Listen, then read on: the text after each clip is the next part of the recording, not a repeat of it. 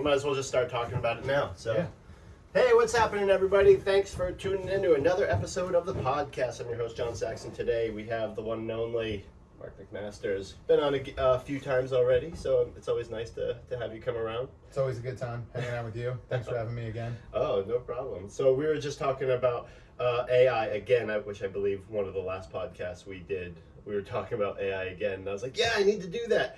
And then just never did a thing with it. So maybe this will be the time that I'm motivated enough to get I it was going.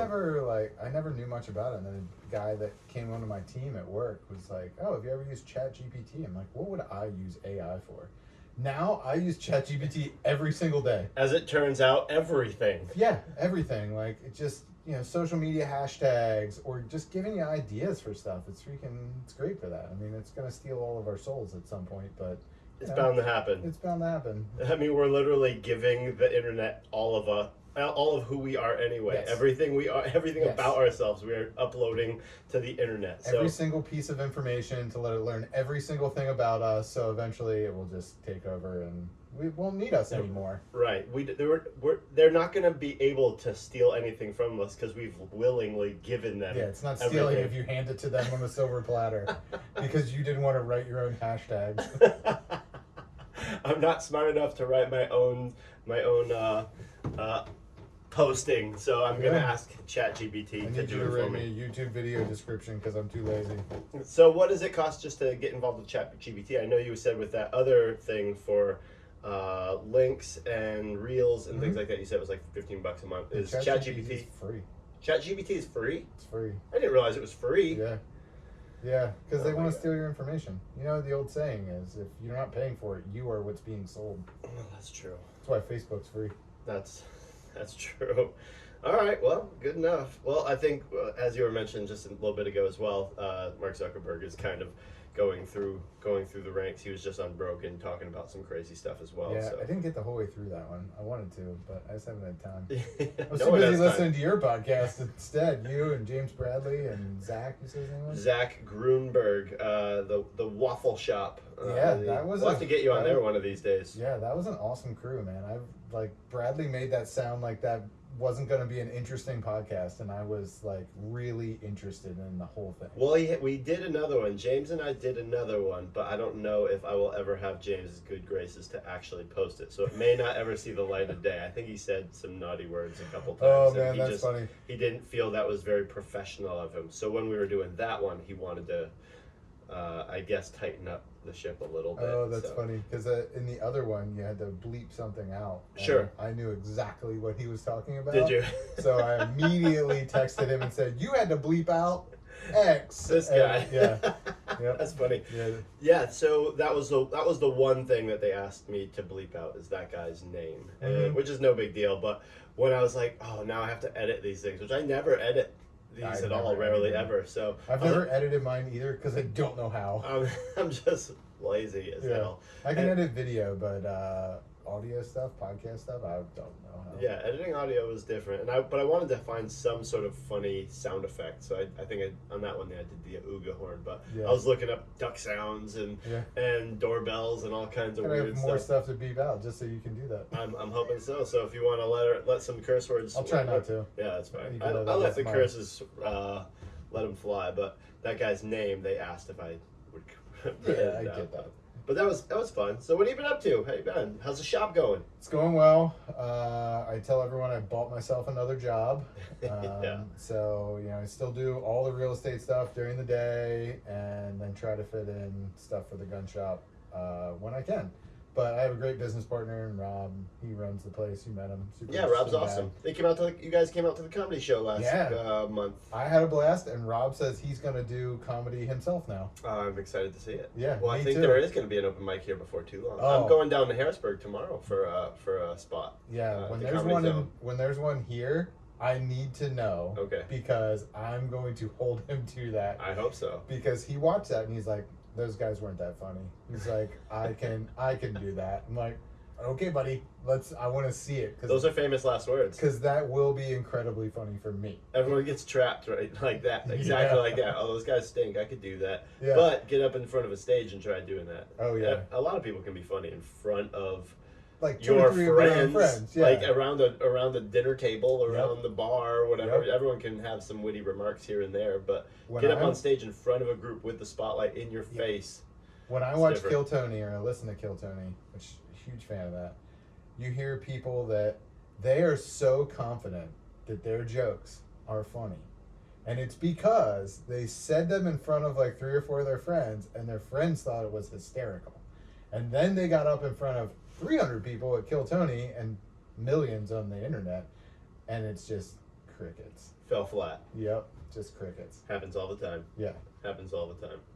Yeah, I mean that's the what separates the men from the boys, really. Yeah. I mean, it's a tough, scary thing. I mean, I've been doing it for a long time. I'm not good by any stretch of the imagination, but I am at least comfortable getting on stage and completely bombing. Yeah. So you have to be. Yeah. You have to be comfortable in just throwing ideas out there, and if they don't work, then just move on to the next. You Yeah, can't I've dwell on never anything. done it, but it was super fun to watch you up there, running the show, and then just seeing kind of the progression of people who came up on stage. Like, there are probably some inexperienced people at the beginning, and then it got into people who've like been on legit comedy shows that were pretty good. So, yeah, Sure, yeah. But I respect anyone that gets up there and just goes to work, and if it doesn't work out, it's tough because you're up there for probably like a set amount of time. Like, Sure, yeah. Some of those guys, I think that show that you came to was probably, I think I did 7 to 10 minutes at the beginning, and then everyone after that did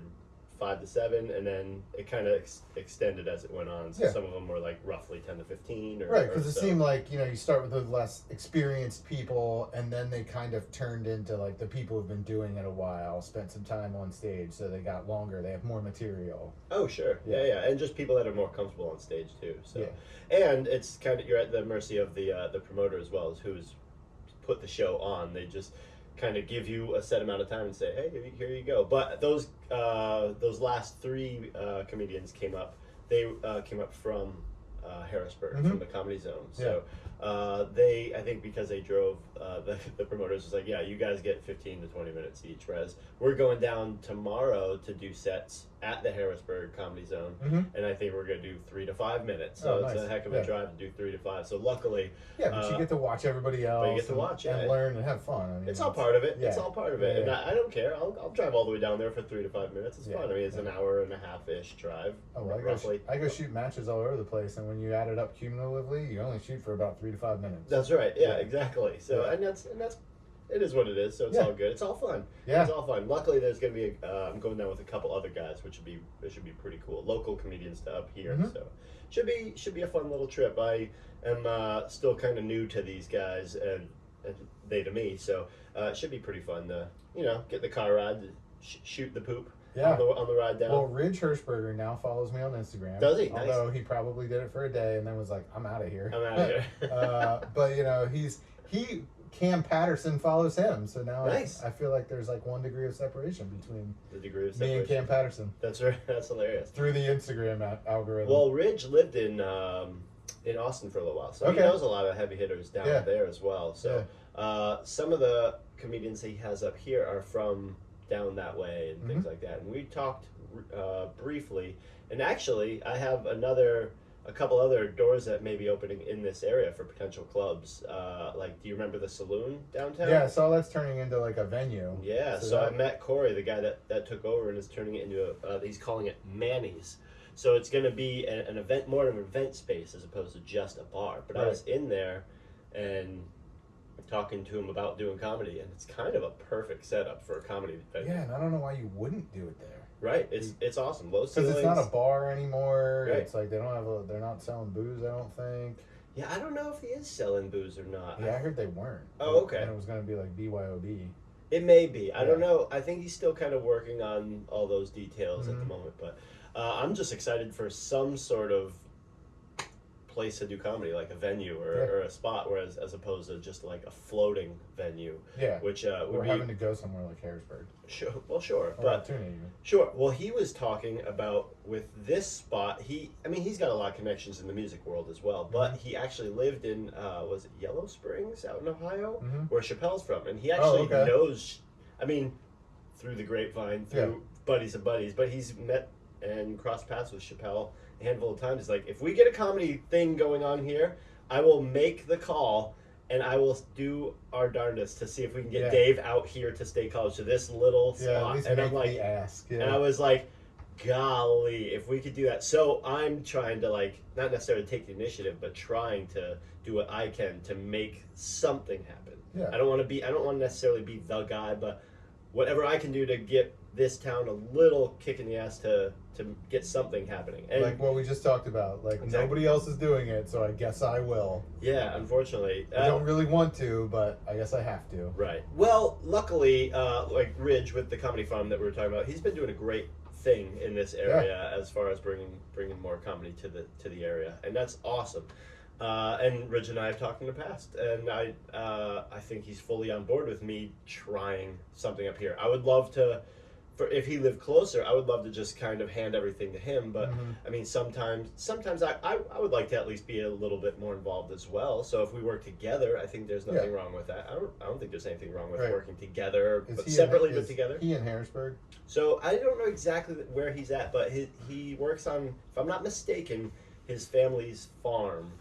Down outside of Altoona area, somewhere. So he's within an hour-ish away. Is not an act. Oh, it's not an act. It's a real deal. Yeah, he's a real deal farmer. So, but yeah, I guess he moved away for a little while to move down to Texas and do that whole thing, which was it's pretty awesome. Yeah. Pretty awesome. I mean, I see what he did, and it kind of reminds me of what I did as far as the BMX stuff back in the day. I just kind of was, chasing the carrot, being the pro BMX guy. Yeah, and you gotta go do that stuff when you're young. Sure, it's great to do that when you're young. It's a little harder when you have a family and kids and things like that. So I'm glad he is literally taking the bull by the horns and going with it. So, I mean, granted, if at the time I was more motivated to do comedy, I could have kind of married those two things together and kind of been more into it when I traveled, which would have been cool, but not all things happen for a reason. It didn't happen when it happens, but it's good now. So I'm still I like it.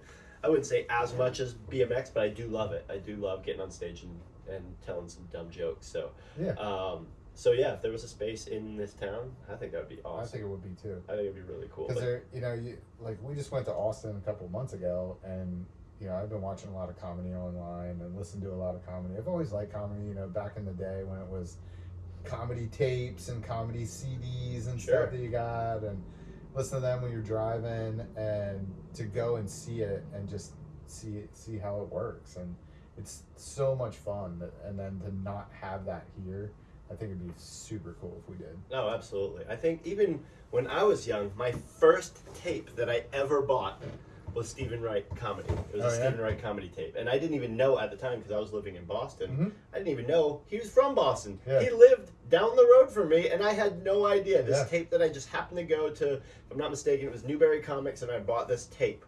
And it was a comedian, and I heard him on, I think it was Comedy Central, might have been a thing at that time. I don't remember where I saw him, but I saw him, and I happened to see the tape that he was promoting at the store one day. And I was like, oh, I gotta get this, and I got it.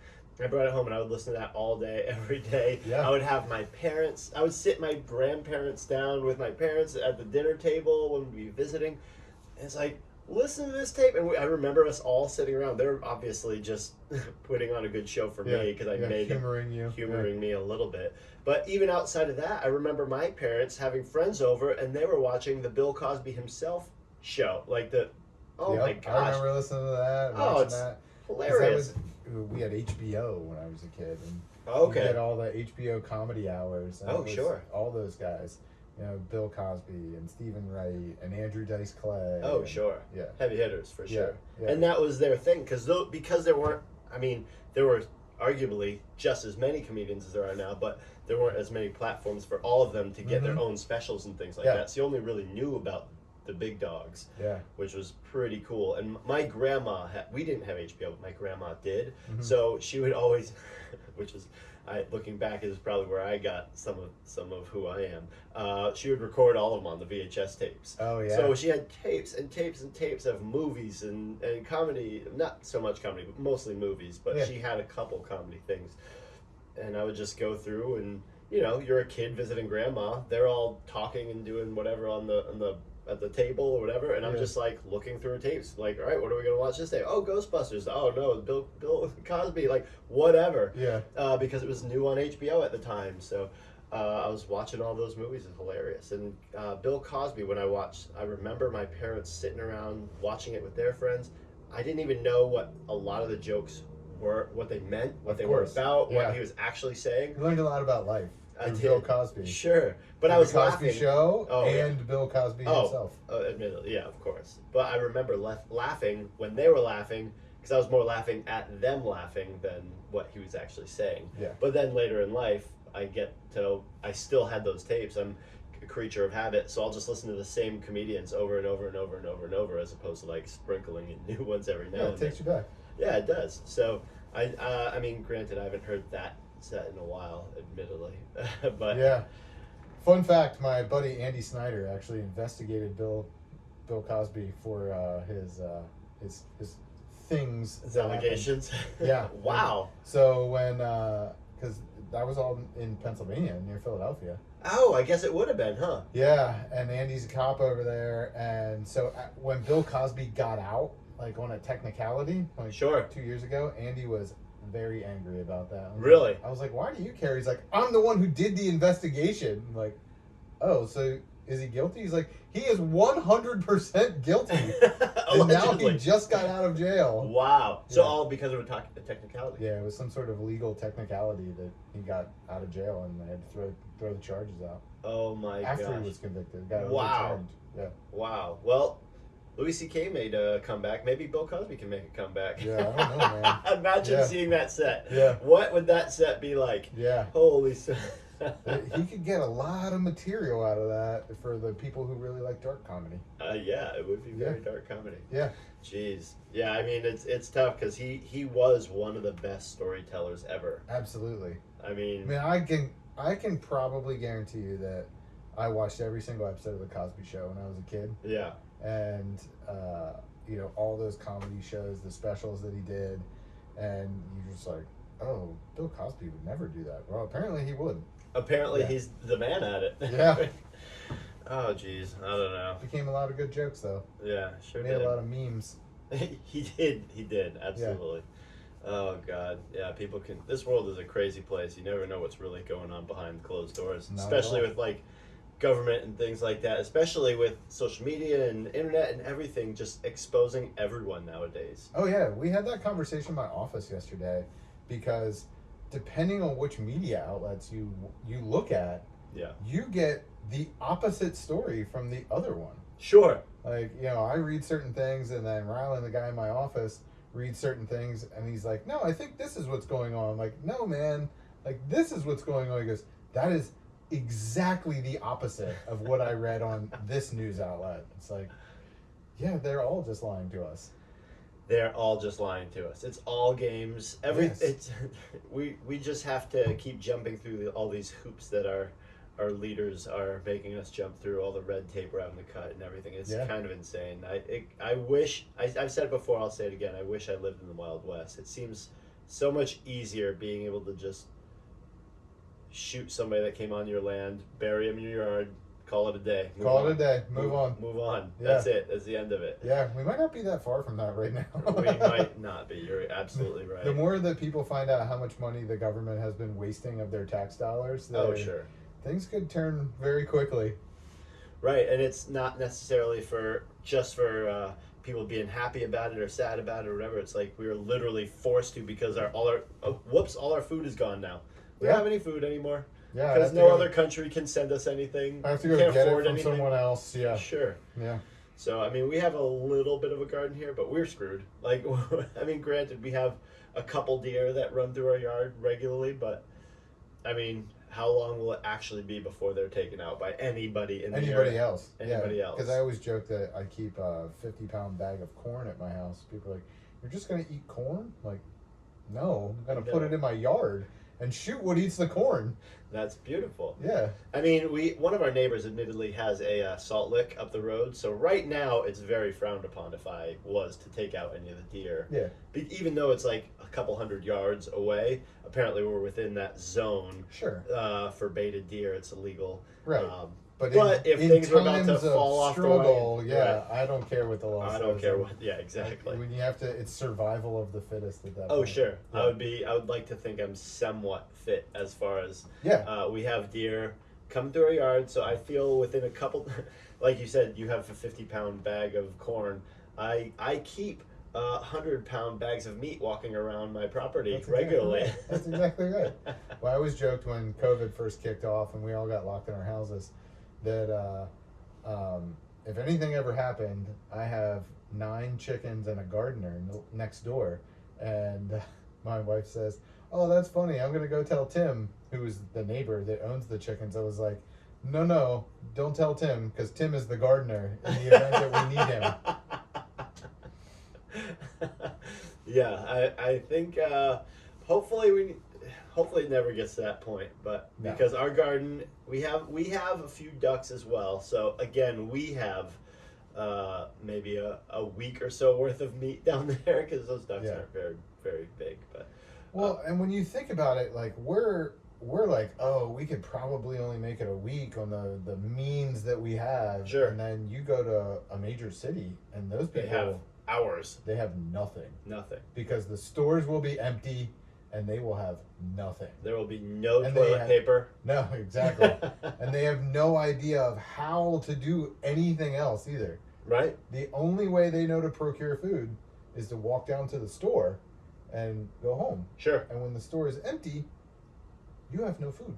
Right. You are empty. Yeah. When the store is empty, you are empty. So the cities will not be a good place to be when that happens. No. And you know all those people will be coming out into the woods Yeah. and into the country. I mean, Yeah. between what we've just, like deer, between the little bit of wild animals that live in the area, we also have Fisherman's Paradise right down Yeah. the road. So, I mean, worst case scenario, we could just go fishing for a while. Sure. And people that live near the beach can just go fishing and things like that. That's how they started doing it at the beginning. Yeah, That's why they lived near the water. Isn't that how we became a society in the Yeah, first place? they lived near the water and they went fishing. Right, exactly. So I feel there is a decent population that would be able to, be okay, fend for themselves for a little while. Oh, but absolutely. long term, Yeah. ooh, I don't think we're. I mean, I'd like to think that we'll figure it out, but whew, Well, the day is coming sooner or later. I think it is, and also I think the bigger problem is like the medical side of it, Oh, geez, yeah. because most people, if they get a cold now, they run to the doctor. It's Right. like, guy, when something like this happens, you're not going to be able to go to the doctor. There's No not going way. to be anything there. Like you either need to toughen up or figure out how to treat things like that. Have like a little bit of stockpiles of medicine or something Oh, like yeah. that Anything. handy. I always joke to my wife because she works at a dentist office. I'm like, hey, when the antibiotics at your office expire, bring them home. Don't Right. throw them away. Right, Yeah, right. just in case. But work on your immune system now. Start eating dirt. Start. I said that for years. Licking handrails. I ate dirt when I was a kid. I drop Oh, food yeah. on the ground. I pick it up and I eat it, and I rarely get sick. I have a picture downstairs of one of my younger dudes with a mouth and face full of mud and dirt because he was literally outside eating dirt. Yeah. And Kelly was like, "Oh, that's bad. You shouldn't be letting him eat dirt." And I was like, "No, he'll be all right. Oh, I've seen your kids playing outside.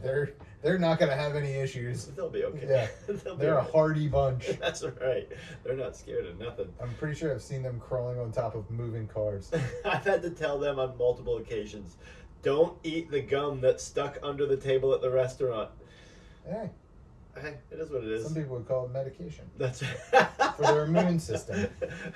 Literal gummies. That's right. It's gummies for their immune system. Gummy Just- Flintstones. If everyone did that, we'd have Let's- like this stout immune system, this Oh my entire God. generation of people with just absolutely flawless immune systems. That's why all our grandfathers were considered the strong generation, because they didn't have all that stuff that we No. have now. They Yeah. didn't. They have like, what is it, methylate, and when you get a cut, they had like, that crazy red stuff that came in a glass bottle. That whenever I remember, my mom would put that on me when I get a cut or something. She put that, stung like fire, but apparently that's all I needed, and I could go right back out and play. I didn't Right. need to be inside crying, and You need to go to the hospital I didn't need to go to because hospital. everybody takes everyone to the hospital now. Oh no, You not know, me. we were talking about that at work the other day. It was like, oh, so and so's got to go to the ER. I'm like, are they dying? Right. No, they have a cold or the flu or something. They have the sniffles. I was like, you're going to the emergency room for that? Like, don't you have a regular doctor that you can make an appointment with? Who, by the way, is going to tell you, well, you just have a cold or the flu. There's not really much I can do for you, so go home and tough it out. Right. I have one of my favorite comedians. He had a joke where he's like, you hear about all these celebrities going to the hospital because they're exhausted.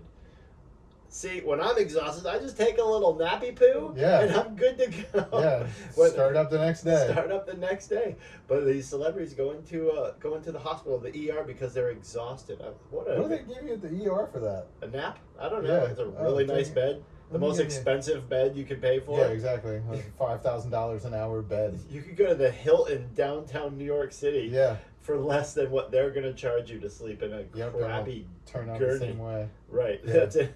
Right. Yeah, I've my uncle, he's retired now, but he was an emergency room doctor. So I rarely go to the doctor. I go like once a year to get my physical. I like to get my blood work done. It's like I'm a numbers nerd, so I like to check my stats. Sure. But he used to tell me all the time, he's like, most of the people who come to the emergency room should not be there. Right. It's like, there's nothing I can do for them. If Right. they come in and they have the sniffles or they have a cold or they have a flu, unless they're like ridiculously dehydrated or something, I'm going to give them something that's going to mask the symptoms for a while and make them feel a little bit better. So they stay away from my Right. office. But at the end of the day, I'm not curing them of the cold, of a cold or a flu or anything else. No way. I'm just sending them home, and their immune system will take care of it. Sure. So I've taken that to heart, and I rarely go to the doctor. I'm gonna have to be like dying to go to the doctor, and I just like tough it out if I even get sick. Right. So, whatever. Yeah, I've always felt I've had a pretty darn good immune system because I'm always outside. I'm always working. I'm always riding and hanging out with other people. And granted, I was a terrible, citizen during the whole COVID thing because I didn't slow down at all. I didn't go inside at all. I still went out to the restaurants that were open. I still went to grocery stores that were open. Anywhere that was open, I tried to go. Sure. Because I wouldn't slow down my life at all. No, my crew was like, dude, we're not going to just sit around inside. So we started, since nothing was open, we started just doing rucks. Like, we'd throw on 30 pounds on our back, and there was like 5 or 6 of us that would do this every weekend. Sure. And we would go out, like one day we did like 13 miles. Really? Just walked 13 miles. It took us like 4 hours. And a lot of times we'd end up down at Four Ways in Bellefonte, and they could only do takeout. So we'd sit in their parking lot. Sure. I ate a bunch of chicken wings in their parking lot during COVID. Like, that's perfect. Hit a rock and then go to Four Ways, eat chicken wings in their parking lot. Mm-hmm. And one of the only places that was open was like Lowe's and Home Depot. So I learned how to build a lot of stuff. Sure. I would go to Lowe's, get my stuff, and go home, build stuff, fix up stuff in my house. Like, it was great. Yeah. I mean, that was arguably the busiest time that I've ever been because everyone wanted to ramp. Everyone wanted to self-quarantine at their own house, so they'd have me build them a mini ramp or whatever. I built one of the biggest projects of my life and my career down in we'll not say exactly where it was, but down south. Yeah. And a few of my projects were down south where, again, admittedly, a lot of places down south didn't really give much of a damn about masks and this and that. So I rarely had to wear masks. I did, and when I didn't have to, I wasn't going to. I mean, it did get me to the point where I'd wear like the baklavas or whatever. Yeah. So I would wear those, and that kind of got me more used to wearing them on the job site, even because I'd just keep it around my neck. Yeah, and I just pull up when I got stopped at a door somewhere. I'd be like, "Oh, pull up your mask." So I'd pull it up, but even on the job site, I would start wearing it more to keep the dust, like breathing dust down. Breathing it I was like, actually, this isn't the worst thing, just to have it all the time when I'm working. It's kind of handy. It's probably going to prevent me from getting some sort of cancer in the future. Sure, breathing in all that pressure-treated sawdust. But yeah, so for that, I will say it was good. It got me wearing masks more often on the job site, but as far as out in public, I don't know if I ever did get COVID. I may have. I never got checked or tested. Yeah, or I did, anything. and I thought I just had thought I just felt like crap, and Okay. I kept going to work. Sure. 'Cause I tested for it at the end because Sure. Steph got it, and she got it really bad, and I think a lot of that was more her anxiety over it, Oh, and sure. like getting wound up over Sure. having it, and just winding herself up. And so at the end of her term of it, she took it. Well, I guess I had it first, and then she kind of got it from me. Okay. And then so she took a test, and I'm like 10 days into it, so I'm like, oh, I should take a test too. It's like, whoops, Yeah. guess I had COVID the whole time I was Oopsie. going to work. My bad. Oopsie. Yeah. Yeah. No one died to my knowledge. Well, good. Well, thank God for that. Yeah, thank God for that. So I think so I was kind of the same way. I never got tested or anything like that. There were a couple times where I may have felt like a little less than 100%, but I never got tested. So I would assume maybe if anything that was it. But Yeah. as far as I know, I don't think I got COVID. I remember at one point during COVID, because the whole time you hear all these things about, well, you could be asymptomatic and not really even know you have it, or, Sure. or like you lose your taste and smell when it comes on. Well, that's perfect for me. Right, and at one point, this is a weird story, but Steph and I were working outside. Mhm. We were like splitting wood down behind our garage, and I happened to just like look at this tree, and there's a rope that went from the bottom of the tree towards the top, and I had noticed the rope before. We lived at the house like two years at that point, Mhm. and I noticed the rope before, but never really thought anything of it. So I don't know why, but I follow the rope up the tree, and there's a deer head hanging in the tree with antlers on it, everything. Really? Yeah. So someone had put that thing up there to like decompose so they could use the mount. Sure. So I'm like, oh my gosh, there's a freaking deer skull up there. So we climb up and get it. Like I put her in the bucket of the tractor and lifted her up, and she picked it up. Oh my And we gosh. got it down, and she's like, I'm going to turn this into like a European mount for decoration around the house, Sure. which I think technically is illegal through the Game Commission. But Oh, is it? Oh. Yeah, like to have a deer head that you didn't kill. There's is- got to be some sort of statute of limitations, I guess. there. Probably. So, like a couple days later, she was boiling it off, and I thought, man, what if I have COVID? And I got downwind of that, and I was like, oh God, I definitely don't have COVID. That smells horrible. So that was the test for me. I could smell this rotting deer skull being boiled off in my driveway. That's a good test. Yeah, it works. It works. Yeah, which that said, when I did have COVID, I never lost any taste or smell. So I never lost any taste or smell, and I never had a fever. That's perfect. I did have a fever before COVID became a thing. So I don't know if maybe I don't want to be one of those people that say I caught it before Mm-hmm. COVID was. I don't want to say that, but I do remember getting really sick like a month or two before COVID. Yep. Was so a did thing. we. Because we were in Key West for Christmas that year, the year before, in Yeah. 2019.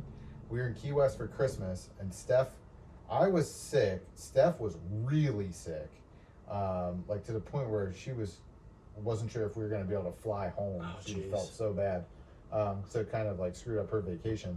And then that was in December of 19, and then February of 2020, we went to Miami for a work conference for me, Mm-hmm. and that was when all this news of something going on in China or whatever. Oh, jeez. And we're getting on a plane, and I make the joke of, and I like coughed or something. I make the joke very loud of, yeah, I've been coughing like this ever since I got back from China, not knowing that in a month this is going to turn into The real a thing. worldwide pandemic. So, yeah, it was just me with my poor comedic timing. I Some love would that. say it was good. I think it was good. I Yeah, appreciate it was it. funny. I thought it was appreciate funny. it. So it's like, you can't say that. You can't say that. Oh man, it's just another thing that you're not supposed to say in public. I Yeah. love that. But yeah, I loved. I don't know if I ever lost my sense of smell, but when I heard that you lose your smell, then I stopped taking showers. No one will know. No one will know. Yeah, I thought it was great. I mean, apparently when you get COVID, you don't stink anymore. You don't smell. that's right. You don't smell. I thought it was perfect. Yeah. So I just worked my ass off and just never showered Yeah, again. it saves money on water, soap. It was perfect. Yeah, economic development. I love it. Yeah, trying to be efficient over here. Yeah. saving the world. One shower at a time. Even though we live off the tank or the well or whatever anyway. So it's only you got to warm that water up. Got to warm the water up. That's right, and then it's got to percolate back through the septic system. That's exactly right. Well, I try to warm it up other ways. We have a bidet now, so I try to warm it up that way if I can. So, but yeah, those things are game changers as well. That's what I've heard. Have one. Never tried one. Oh man, they are magical. I'll attest to one. They're sweet. We got one a couple years ago, and I've always thought it'd be hilarious to bring one with me when I go on the road for like staying at Airbnbs or hotels. Just bring an extra one with me and actually hook it up if I'm going to be there for weeks or months at a time. Yeah. I'll just convert their toilet into a Airbnb, into a head bidet. That'd be sick. Yeah. That'd be hilarious. Well, so you have like one of the toilet seat ones? It's a toilet seat one, yeah. Yeah. So I sold a house, and it was a new construction, and they wanted kitchen sprayers put in at all of the in all the bathrooms. So not like a toilet seat bidet. They just want a kitchen sprayer. A kitchen sprayer. That's kind of hilarious. Yeah. Because a kitchen sprayer is arguably more expensive. Those bidet toilet seats are like $20. Yeah. That's pretty funny. So to like hook that up and like have a little hook for your kitchen sprayer next to your toilet. I mean, to each his own. I guess it works. I'm sure it does work. I just like the seats because it's a lot more inconspicuous if you have guests and things like that. Why do you have a sprayer next to your toilet paper? Why do you have a kitchen sprayer hooked up into your toilet? But arguably, I mean, if the whole toilet paper shortage ever happens again, anyone with a bidet, you're good. I have a friend that does not like the idea of toilet paper. Oh yeah? He does not. I can get behind that. Well, and his rationale is so he uses like the dude wipes and stuff like that. Sure. Yeah, because he says, and it kind of makes sense. He goes, if you got poop on your hands, sure, would you just wipe it off with a dry towel? Probably not. Probably not. I heard that argument a few times, and I appreciate it. Would you just smear it around with a dry towel, or would you do something that would actively take it completely away? That's right. Some sort of. He makes a good argument. It's a solid, valid point. Yeah. It's a valid point. So I do the tactical game stuff, and from the beginning, when we started doing tactical games, the very first one I ever did in Pennsylvania was so bad when, organization-wise, and, for a big event like that, you got to bring in portable toilets, that kind of stuff. Oh, sure. And they didn't get them serviced enough, so by the second day, it was cresting the seat. Oh, my God. Bad. It was really, really bad. So who is the last person to use it if it's cresting the seat? Dude, they had to be standing hovering on those rims and so, and everyone complained, and the next event it kind of got a little bit better, but it was always for because I've been doing it now 5 years, and every year it got a little bit better. So the next year it was still kind of nasty. So I thought it was kind of funny this year at Nationals when they give you your check-in bag of goodies and stuff. Sure. Had a whole package of dude wipes. There you go. You guys can take care of yourself. We just gave you your stuff.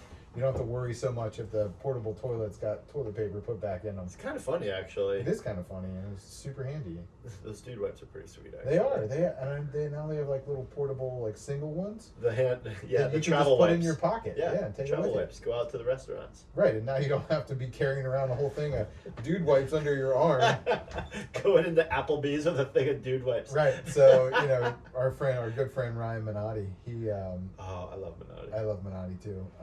So when I used to go to the racetrack with him, we used to race motorcycles. Mm-hmm. He would. I didn't realize you used to race as well. Yeah. Oh, okay, back cool. In the day. He and I started doing that together. Oh, really? Yep. Because I've never seen him race, but I've heard he is pretty darn fast. He is, which is mind-boggling.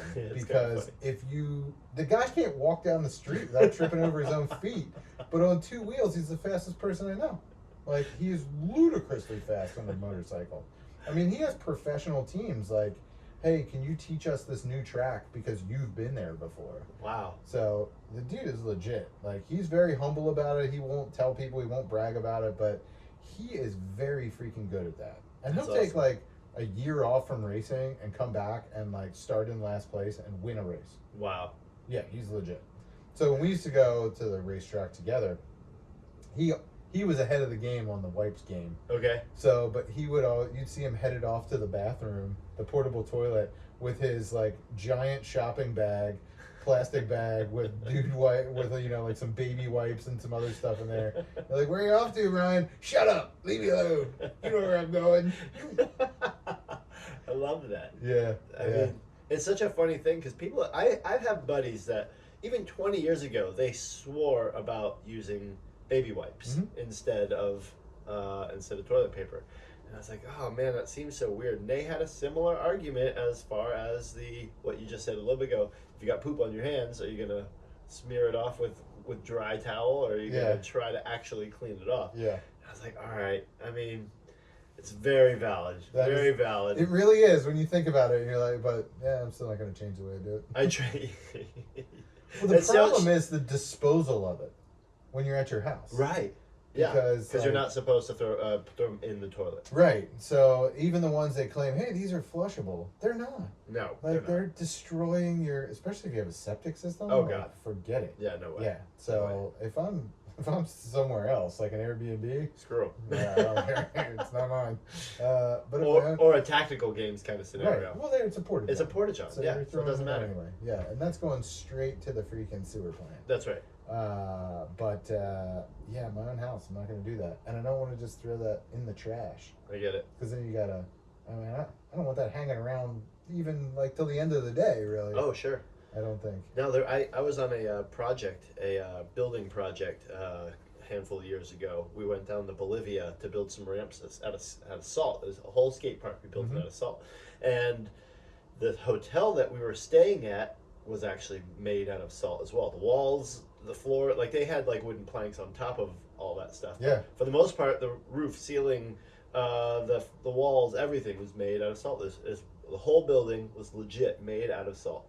And when you're building a building on the edge of the salt flats, they don't have working sewer out there. Yeah. So it's all septic tank. So they have signs everywhere. Do not flush toilet paper. Do not flush this stuff. A lot of countries is like that. Well, sure. Yeah, exactly. But this one, admittedly, stuck out because there were signs everywhere. Just throw your poop paper in the waste bin right in front of you, and we'll clean it up every day. The maids will come, whatever. And it was just a weird thing just to not just dump it in the toilet and just do what they're asked. I mean, you want to be respectful, so you do what they ask. You put it in the waste bin. But it was just so strange, just throwing it in the waste bin, and then especially if you go in there after your roommate or after somebody else happened to use the bathroom, and you're just a whole trash can full of poop. Yeah. Damn. All right. Yeah, I've been in places like that and traveling. It's like, oh my gosh, I can't believe that this is how it works. This is how it works. But and then some of them, like, explain to me, our toilets are on 4-inch pipe coming out. Sure. And theirs are on like 1.5. 1.5 or 2. Yeah, they run it like a sink. Sure. So oh yeah. It's gonna be real easy to clog that up. Way easy to clog that up. That's right. Yeah, and I get it, and that's fine. And like I said, I just want to be respectful and do what they asked. So I wasn't gonna be like that asshole American to come out and be like, I do what I want. Yeah. Screw your toilet. Hey, bud, your toilet's clogged. Right. Because I'm sure I wouldn't be the first or the last. I'm sure there'll be plenty before and plenty after. Absolutely. To do it as well. But I mean, it's one of those things. You travel, and that's one of the fun parts of traveling is seeing the little nuances of how other countries do it. How other people do stuff. Yeah, I love that. I miss me too. I need to get back out there. It's been a while since I've been on. That's part of the reason I like traveling. Trip. See how different people do stuff and the different customs and things that they have, and and for them to be able to talk to you about yours too. And like, hey, why do you do that way? Like, well, this is how we do it. Sure. And it's an interesting way to just learn about people. Oh yeah, absolutely. Like even when going to India, I got to use their toilets that are literally just like a hole at the ground. Yeah. Which I was like, my knees don't really bend that well enough to like bend and like kneel, or not kneel, but like bend like that anymore. But because I know they have to get pretty darn close to it, so I just did my best. But it was such a weird thing, just going in a hole in the ground, and they don't have toilet paper at all. So I was told before I went to India, bring my own toilet paper. You can get it over there if you're staying at like nicer hotels and things like that. So I knew the hotel and where I was staying was nice enough to where if I brought it, I could use it. But usually they just have like when we were on the job site, they didn't have a nice running water. So they have a bucket full of water that you're supposed to literally like take a little handful of water with your and like splash your business, Splash it up there. splash your business, and clean up that way. And then you literally just see it. It's just like funneling and then going down the road. You see it going down, and it's just an interesting. Yeah. It's For an eye opener billion to how people. other people. Yeah, exactly. It's an eye opener to just how other parts of the world do it. I think they Yeah. get a little. I don't know. We're not stubborn in our ways, but we definitely are ignorant to how other countries do it. Oh, so 100%, man. it's And kind of crazy. If more people just got out and traveled and went to different places in the world, in America, because other countries, if they have the means, they do it. Sure. Because it's easier to go from country to country. You go to Europe and it's very easy to travel country to country. Oh yeah, easy. But it's like going different states here. Yeah. You're just driving around. No big deal. And if more Americans would do that, like my mom forced us to do that when we were kids. Yeah. And if I kind of like didn't want to do it when I was younger. Sure. But she made me go to like Russia and Europe and Oh, places really? like that, and I'm a much better person because of that. Oh yeah. 'Cause How old were you? I think I was 14 when I went to Russia. Okay. Yeah. Did you have family or just to go? No, my mom found this program. It was the student ambassador program. I think you've told me about this it was in the called past. People to People. And so the first one I went on